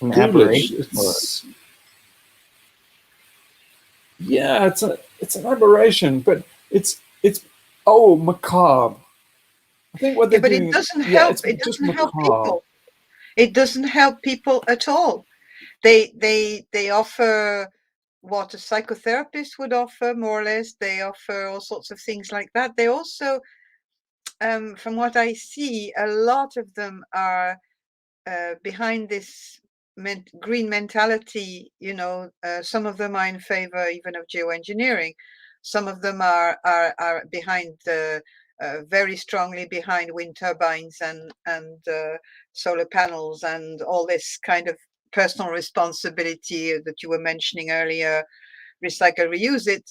They do not. There's not many people in there that question our whole history, our system, why we came here as human beings. They don't. That our system is a given for them, for a lot of them, not all of them. And I'm not saying that everything is wrong. In deep adaptation, there is certainly some individuals who are doing a great job. I know some of them who are trying to help some young people who are on that sub called collapse support, because some people in there are going totally ballistic, and there's a couple of them in the States who are doing who try to help them to get over the first stages of all this. But okay, the first stages, but what comes after? And then they channel them into these kind of groups that have this thing that you can't put a word on, but I can understand what you mean, because I felt it in my guts. I couldn't put a word on it. It just, I took my car and I ran. I just ran, never went back near them again. And I was very vulnerable at the time. So Well, I was also, it was like, oh. Yeah, I fear for people that go get in that orbit. Yeah, that's a challenge, because there's less mental distance to travel to get to their camp, because if you haven't already started to question pretty much everything in the prison yard, then it's a much quicker shortcut to just add that new piece of information of doomerism, and then you're sucked into that. Because for me, it was very disorienting to have every handhold and every bit of certainty that I've ever held almost be undermined, and to have to just be in a vacuum with no handholds for a while trying to figure out what the everything that I'd learned in school, everything that my society or my peers or my parents had held to be self-evident, are just so far off that it was hard to really you just constantly are finding yourself like reaching for those things that aren't real anymore, to try to make sense of what you're looking at, and then you have to like put that back down. It's like so it's similar to coming out of a religion or something, where you're deprogramming yourself, you're trying to recontextualize everything you encounter, and the sad part is that it is emotionally much less satisfying on the other side.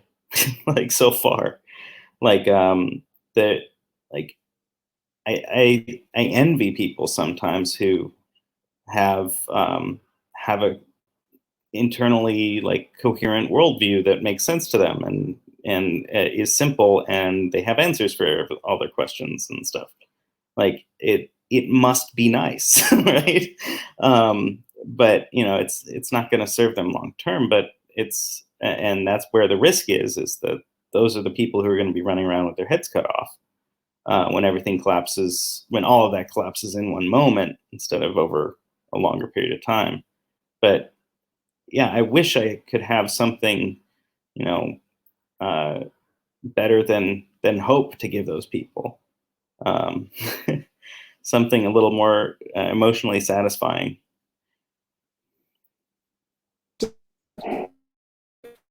And more fun too. I mean, less. I mean, doom. Being a doomer doesn't mean that you don't have fun. You don't.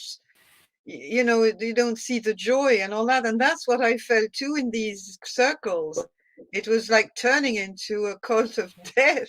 It was so horrible. Yeah. But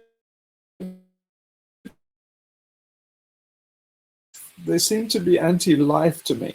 So, you know, you hold on to some principles as a doom, and one of them is life. Makes you happy, and seeing the fishes and the birds and the else makes you happy. And I think that, oh, you know, these flowers will soon be gone. Oh, those birds will soon be gone. So, for Christ's sake, man.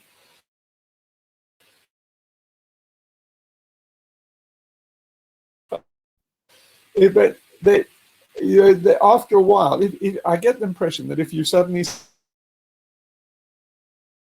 something, it's actually an easy solution to climate change. And here's the guy on my hand. I just have to flick the switch. I think they would rip that out of your hand and smash your head because they're so glued up for this grand ending that they wouldn't want to be disappointed, right? If you could now fix the world, they would hate you. So I think it's so wrong. But Ryan, I don't feel that those guys who have all the answers, I don't envy them at all, because I think it's very hard work.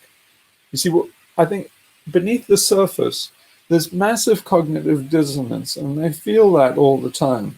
They are fragmented because there's no, you know, they know to be a person like that, you're confronted repeatedly with this terror in the corner that confronts the fact that you have these cognitive dissonances that you're kind of faking your way and whistling through the graveyard. And you're always reminded of that fact. And so they continually have to work and work and work. And I think it's eating away at their souls. So I don't envy that at all. I think the better way is to, you know, step back and realize, you know, A, you don't have control. B, it's very complex. See, there's no answers. And you get more, once you get comfortable with that, you start to see a real beauty in that. You start to step through the looking glass and realize that it would be absolutely terrifying. Most of these things that people are talking about are absolutely horrid if you actually think them through. I mean, just think of scientists where they think, yeah, soon we'll have a theory of everything. Science will soon be complete. It's not infinite. We'll soon know everything, and then close the book. It's like, what are you talking about? That's a horrible dead-end world. You mean everybody that, you know, went in science would be just studying history after that? And then, like, Einstein would be, you know, one of the late great guys that were just missed the final thing. And you'd have some twat like Ed Witten would be the ultimate brain of the universe that came up with a formula that unified everything in a theory of everything. It's horrible, horrible world. It's like the end of history, the end of science. And it's like, and once you realize that, you think it's fucking pleasure that you don't know, that it's a continual unfolding mystery. Then you get a point where it's kind of like being married to this endlessly fascinating, endlessly never-ending universe. It's a completely different world, and it's healthy, it's happy, it's lively, and you celebrate each new twist and turn of life. You don't want these Terminator things like heaven. I mean, think through what heaven must be like. An eternal heaven where you walk through these pearly gates and then you have to sit at the right hand or the left hand of the Father. He's a fucking psychopath. He's done genocide after genocide. Can you imagine sitting at the table until eternity? It's like, think this heaven idea through. It's the worst nightmare you could possibly. This like imaginary psychopath in the sky that you spend forever with. And it's like, yeah, you'll meet your family, up there, and then you'll be. It's like really, you know what that's gonna be like. It's not gonna be as pleasant as you think. Well, but that reflects very much the notion of traumatized person who doesn't want to see his trauma, and who bargains, who tries to stay in the situation until you realize that you are traumatized, until you really get there and you take action against it. You will be a prisoner. It's the same thing with the lockdowns. I've got a lot of people who have been so afraid, so against lockdowns. It's not the right way to deal. It doesn't matter. They were very useful. They showed people that there's a before and after, and you can see now people saying, "Oh, we'd like to go back to normal," and that's when you can start to tell them, "Look at what was normal. What do you define by normal? Is dysfunctional normal?" And that again goes back to the trauma thing. When you've lived in a traumatizing situation, family, or you think dysfunction is the norm. So it goes back to what you say, Ryan. I mean, you'd like to see everything, not as it is, because you are still under the spell of the trauma. But once you start to heal that, once you start to get out of that narrative, and you suddenly get free of all this, that's when the crack starts. That's when you start to have fun. That's when you start to be a happy doer. Yep, exactly. I think there's another thing about the macabre nature of that other group, and I think is something we don't learn about very much in our culture. We're very averse to death itself.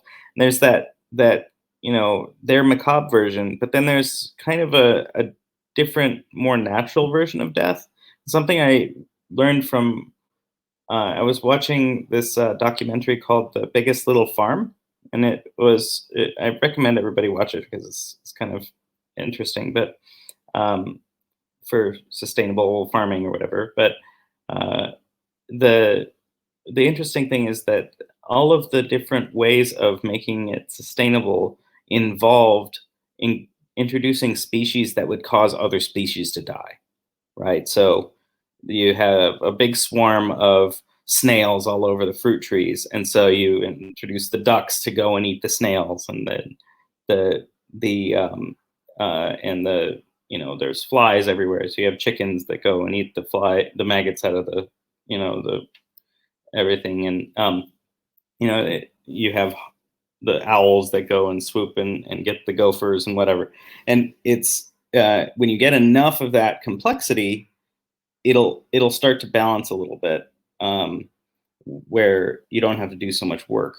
And I was realizing, like, we're just the whole thing I was looking at, I was saying, this is just a mass genocide of all these various species. But when you have enough genocide on every side, it starts to create a real death as a form of life. And I think the difference is that with life, it turns it turns living things into other living things, whereas with our society, we turn living things into dead things, and they stay that way, right? And I think that if we are to cope with death, I think we need to redefine it.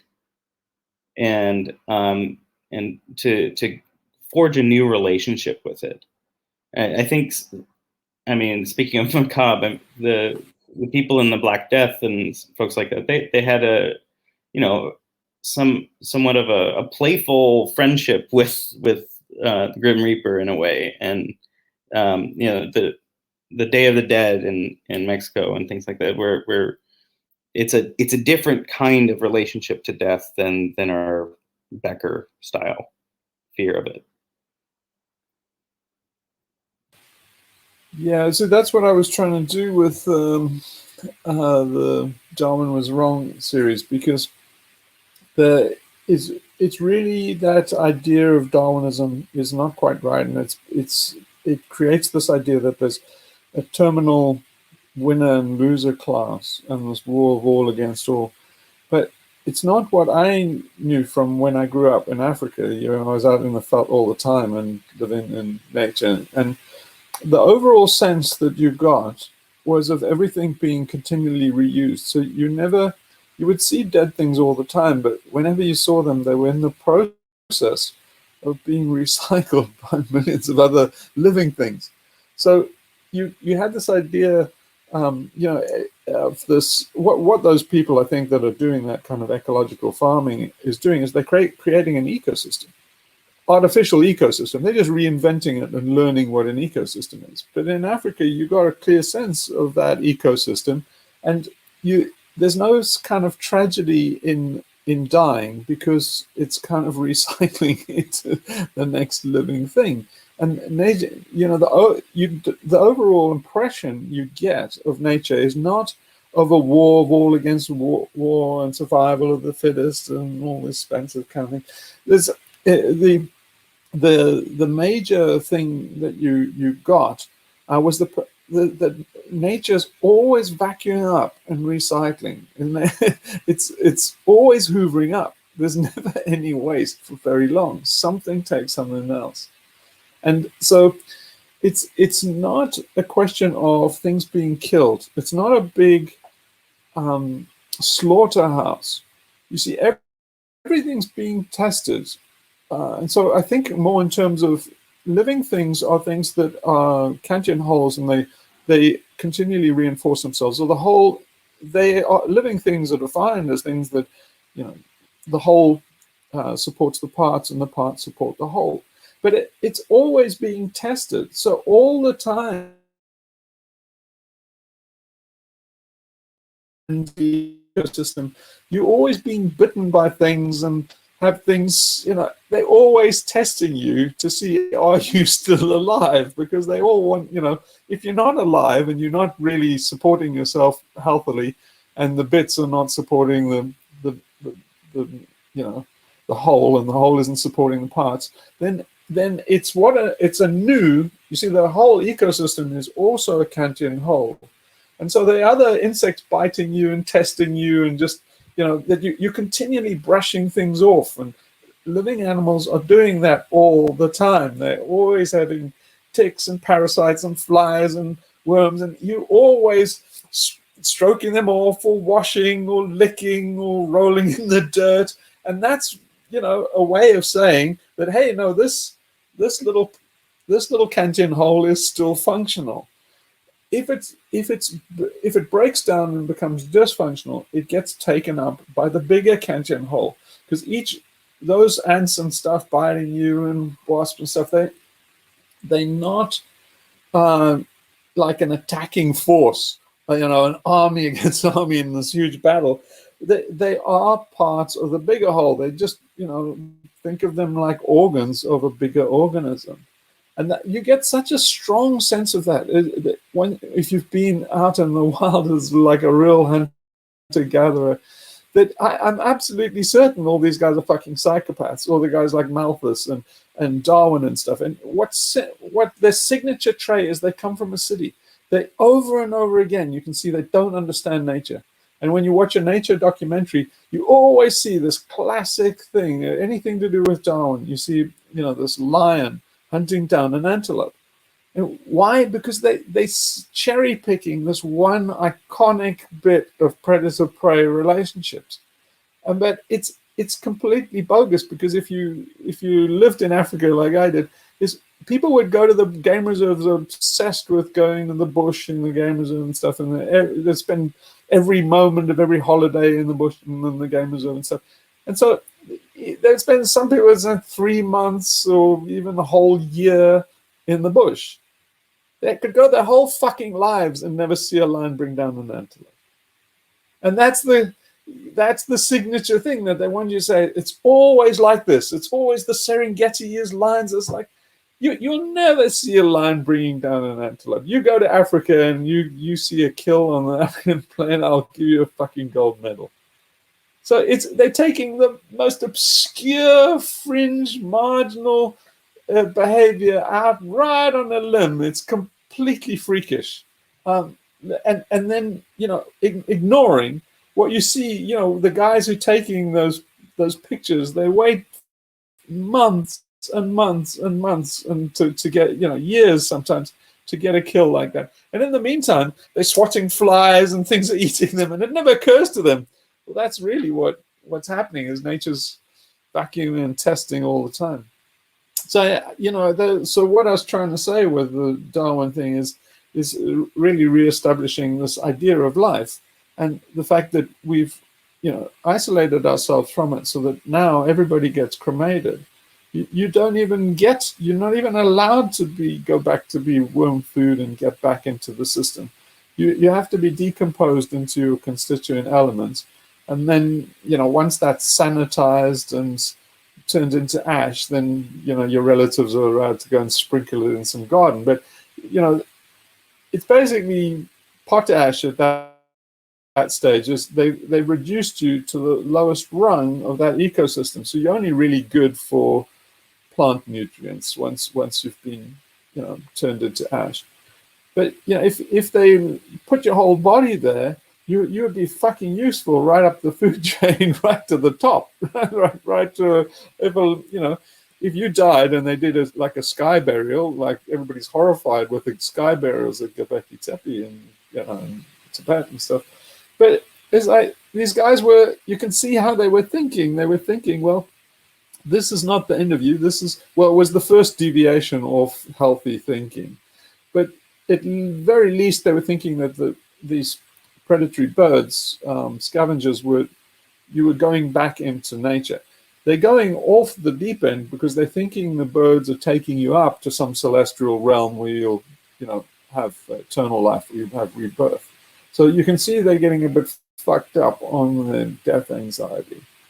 But if they still have the healthy idea that, you need to be fed back into the ecosystem, and that's to be celebrated. I mean, it's nice. Isn't it a nice thought to think that your body would become useful shit for African animals? I don't know. I think it's not hard even for a Westerner to get there, is it? But it's so, to actually embalm somebody or something to make sure that they couldn't be eaten by worms, it says everything about our psychological sickness. And when I was up in the mountains in the Himalaya, I met with an old Tibetan refugee who was a healer there, and he was telling me the same thing. He said that in his country, they used to bring the bodies up in the hills for the dead bodies, for the birds to feed on them. But not only did they do that, but afterwards, they used to go up and grind the bones with stones into tiny little particles, so that it would be either used again on the little fields they had, or down and put in the water or whatever. So every part of the bodies were used. And he said, it's not like what they do. The Hindus, look at them using precious wood to burn all those bodies on the shores of the rivers, and that's such a waste. Isn't that a terrible waste? I mean, and not only that, then they had to do sati, where the wife has to jump into the fire too, otherwise her life's not worth living. It's like, what a sick fucking bunch we are. So you notice the connection. The guys in India, all of us and stuff, it's the Aryans. always comes back to the Aryans. Someone went wrong with them and their fear of death. So that's kind of what I'm writing about with the 5-layered brains thing. Aren't the Zoroastrians Aryan too, and they did sky burial? Yep.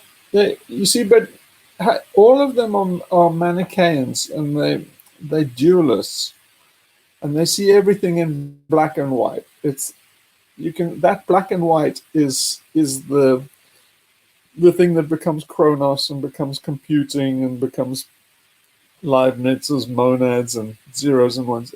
It's zeros and ones, black and white, yin and yang. As soon as they start thinking that way, they're getting a bit fucked up because they're oversimplifying what nature is. And then that becomes the whole in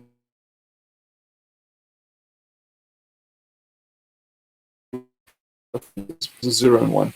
I said this to Petra last week before, but yeah, maybe I'll just say this and then end off unless somebody wants to say something. But in terms of understanding Chronos, or artificial intelligence, is you have to go back to Leibniz. Leibniz is a good starting point. And Leibniz was obsessed by this kind of mathematical theology that he was doing. And he got down to basic principles and said, in terms of very much a Pythagorean thing, or Wheeler's it for bit, or now physicists say everything is information. But anyway, this idea of information and this idea that everything was numbers from Pythagoras. So starting from that premise, Leibniz thinking, God and number are the same thing. So he says, okay, you have an empty universe. Well, you can't do any counting because there's a zero. So, represented by the Hindu zero, null, nothing. So there's nothing going on. It's an empty universe. And so to make something out of nothing, then you need God or one. So you need some tiny difference, whatever difference it is, you need something and its opposite. Otherwise, you can't have anything. And so that's pretty much what Western science is now. It's it's basically you need some black and white stuff. Now it's very interesting that when Leibniz came up with this, he came up with digital or binary arithmetic pretty much, and he thought of it in terms. He got very mystic about it, saying like if you look at binary 7 is 3, so it's 3 1s. So he went, that's the Trinity, and he went off into this real theology and he made this medallion with zeros and ones, saying that this is the ultimate way of all numbers can be represented by these fundamental differences, 0 and 1, and the computer is based on that, and artificial intelligence is based on that thinking. Here's where he went wrong. This is where it's interesting. He's looking at it from a point of view of black and white. So he's saying, at the very least, to have a universe, you have to have something and nothing. It's not right. It's an oversimplification. What he was doing at the time when he came up with this horseshit is he was looking at the I Ching. So they got the I Ching from China, and they were thinking of ways of how can they convince these Taoist heathens and atheists, how can they convert them to Christianity by smart arguments? And so he was studying the I Ching. He got very excited because 64 was great for binary arithmetic, and the I Ching's all about 64 and they had in fact the binary notation in a way for the I Ching. But here's the thing: they had a big yin and yang symbol, and then he was like, yeah, black and white, 0 and 1, yin and yang, this Manichaean thing, all of this. And so he thought that was the essence, and that's why he got so excited about it. But he didn't look closely enough, and that's the problem with all of these fucking knob jockey transhumanists. Is that the yin and yang symbol? If you look closely, it has black in the white and white in the black. So it's saying it's not 0 and 1. You cannot have empty space. In every bit of empty space, you'll find something. And you cannot have a one. That's the essence of what they're doing, is they're thinking too monolithically. So a one will also have space in it. Information does not exist in the abstract. Computer programmers are fucked in the head if they think that. Computer information has to be reified. And as soon as you reify it, you're in the deepest problem known to man, because there's not nothing without little elements of something. There's a quantum froth if you want to go in that route or whatever, but you cannot have nothing. There's no vacuum. Okay? And there isn't anything that's solid one. There isn't anything that's solid matter. It also has the elements of space in it. And that's what they said in the yin yang thing, but Leibniz missed it. But here's the thing. I think the Taoists were also wrong, because that little black spot in the white and that little white spot in the black, they missed a trick. What that is it's another yin and yang symbol. So it's in the white, it's not a black spot, it's another yin and yang. So in other words, it's involuted. It's an infinite regress.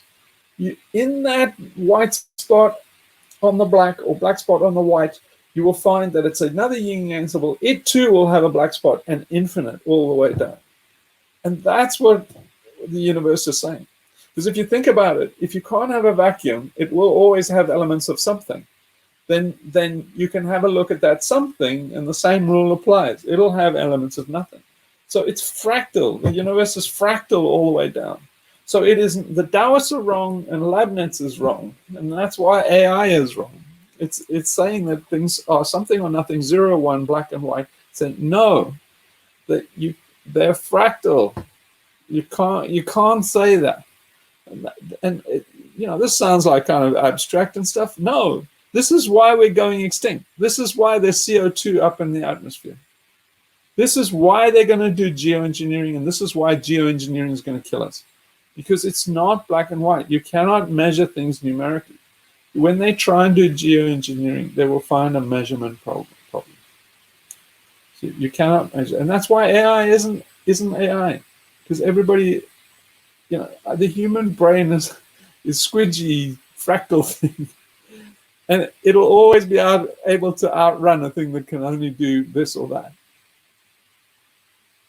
Ipso facto. So a lot of people said this, man. Kierkegaard, all these guys said it. And nobody can fucking hear them. And so the price of the stupidity is going extinct. Anyway.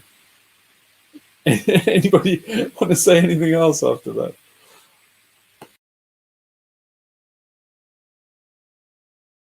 But anyway, it's the same. Jem Bendel, all those guys. Life or death. Cake or death. It's not life or death. If you have a look at all those dead things being eaten up by ants and worms and birds and things on it, it's like, is this thing living or dead? Neither. See, if you go and look in a forest, you say, like, we got obsessed with saying, this is a healthy forest, this is not a healthy forest, these are live trees, these are dead trees, this is when it's like, no. There was a beautiful bit of woodland just where I lived in Seattle. I go walking in there every lunchtime. And so in that forest, it was a real rainforest. So not a lot of people know this, but some of the last pristine rainforests in the world actually in the Northwest in America. But anyway, this was a little slice of it. And it's fucking amazing thing, because all the trees, they have square roots. They have literally, I mean, it's like the joke out of the Disney cartoon with Donald Duck in Magic Land. They literally have square fucking roots. So you say, why? And the reason is because nobody's logging it.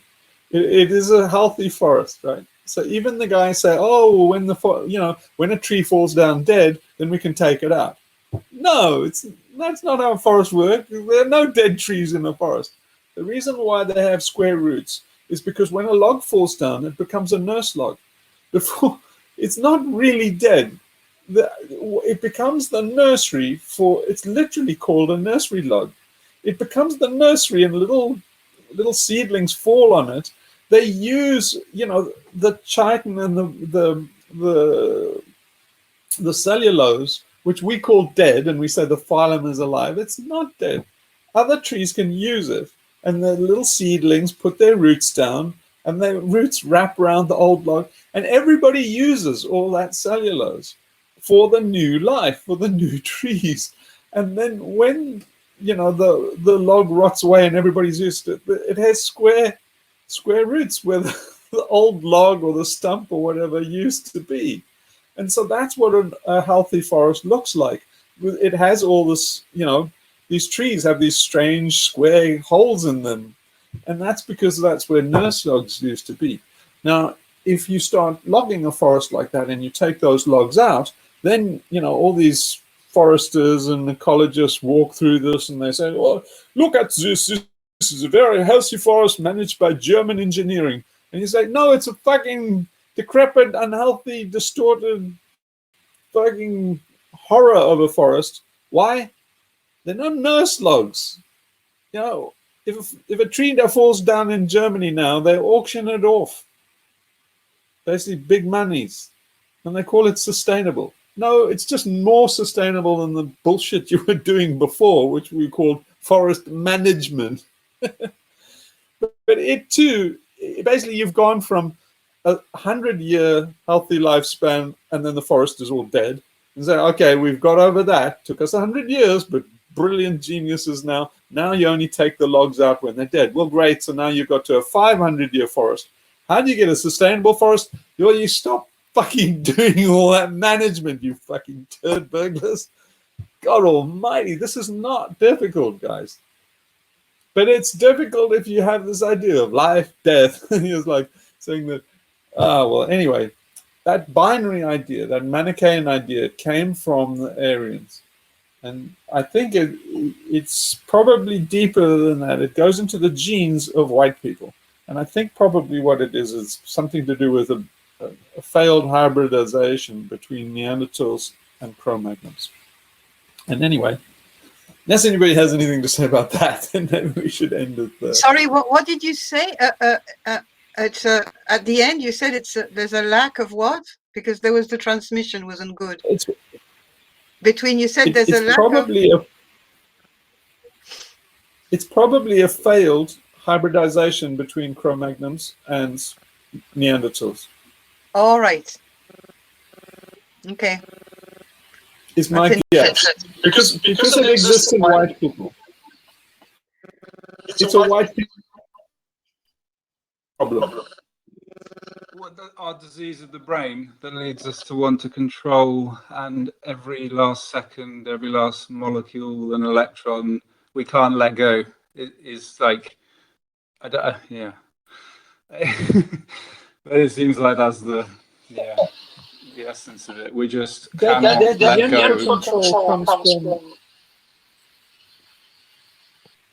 The end for control comes from fear of death. So it's like, see, if you imagine a critter getting eaten by ants in my youth in the African veldt, if you see that and it horrifies you, you think, oh, I don't want to get eaten up like that. Well, you're thinking that that thing's dead, and you're looking on that thing with a kind of Jem Bendel horror. But the healthy way to look at it is say, I want to die like that because I'm living in all those little other animals. In a way, I'm giving life to them and living through that. Yes. But you can't get to that thought if you're scared of death. Yeah, it's that city thing again. It's our divorce from nature. It's fatal. But we can't just say, oh, we need to heal it and go back to, you know, heal the connection to nature and stuff. It doesn't cut it until you get over that psychology of death. So once you're not scared of death, then you're not scared of nature anymore, and that heals the connection. But what all these people are running around doing, saying is, we must get back to nature. We must. It's more this kind of binary thinking. In nature, out of nature. It's like, you're really not out of nature, even in a city. You're just in a shitty part of nature. The ecosystem is still in the city. There's still pigeons and rats and cats and shit like that. It's just a very shitty part of an ecosystem. So, yeah, we don't have to get back to nature and stuff. We just have to heal the psychology.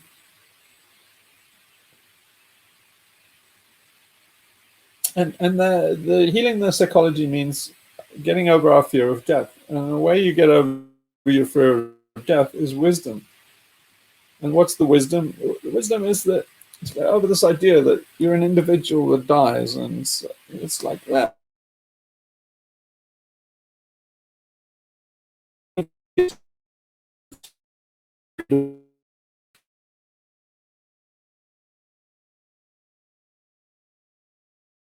And lives through all, and we're just one of them. So it's not so incredible.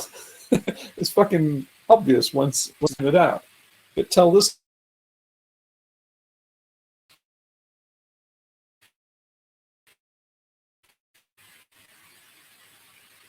Yeah, I hope you feel.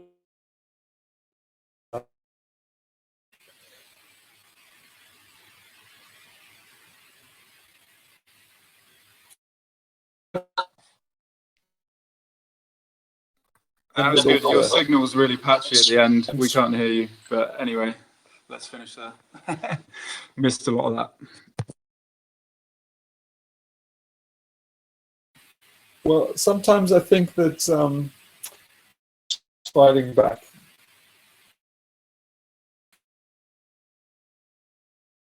I kind of think what I said there was really useful, and they react, man. The internet will try and stop you. I'm not surprised I broke up with that. It's trying to stop you now. Yeah, it's trying to stop you. Yeah. Okay, well, okay. Let's give in to Chronos. We don't want to fight a head-to-head battle, so let's just fall still.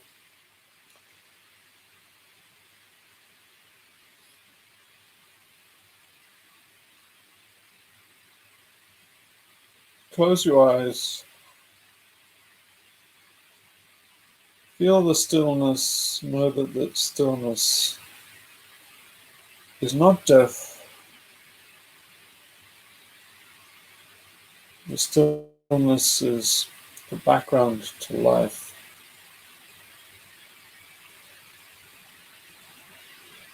And life is background to death.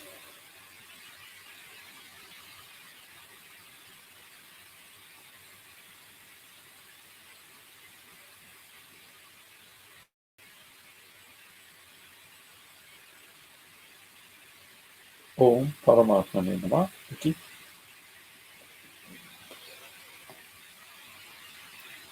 Well, I hope we still got some connection enough to say goodbye. Yeah, goodbye. Thanks very much. Yeah. Thank you. Thank you, everybody. Thanks. Bye. Bye. Cheers, everyone. Have a nice day. Bye.